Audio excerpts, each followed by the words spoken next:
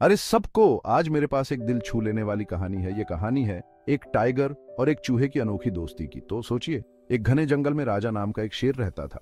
राजा बहादुर, ताकतवर और जंगल के सभी जानवरों का आदरणीय था।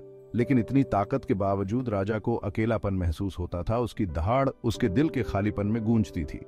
एक दिन चीकू नाम का एक छोटा सा चूहा राजा के इलाके में घुस आया। चीकू फुर्तीला, जिज्ञासु और शेर जैसा साहसी था। राजा ने जब चीकू को देखा तो उसे चूहे की निडरता पर हैरानी हुई। भागने की बजाय चीकू अपनी जगह पर खड़ा रहा और राजा को सीधे आंखों में देखा।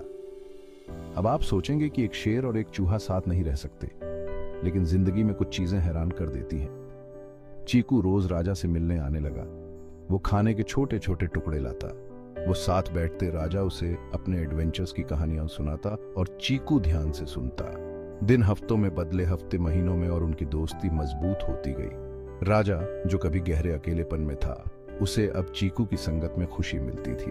वो दोनों जंगल की सैर करते। राजा चीकू को किसी भी खतरे से बचाता।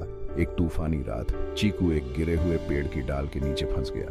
उसका नन्हा सा जिस्म उसे हिला नहीं पा रहा था और वो डर से चीख पड़ा। अपने दोस्त को मुसीबत में सुनकर राजा तुरंत वहां पहुंच गया। अपनी पूरी ताकत से उसने डाल को उठाया और चीकू को आजाद किया। राजा की आंखों में चिंता थी और चीकू ने कृतज्ञता से उसे सहलाया। उस रात तारों भरे आसमान के नीचे राजा को कुछ बहुत खूबसूरत एहसास हुआ। दोस्ती की कोई सीमा नहीं होती।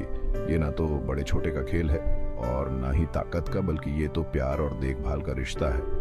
तो अगली बार जब आपको अकेलापन महसूस हो तो राजा और चीकू की कहानी याद करना। सच्ची दोस्ती सबसे अनहोनी जगहों से मिल सकती है और ये आपके दिल को खुशियों से भर सकती है। सुनने के लिए शुक्रिया, और ये कहानी किसी खास के साथ शेयर करना ना भूलना। प्यार बांटो और अगले वीडियो में मिलते हैं।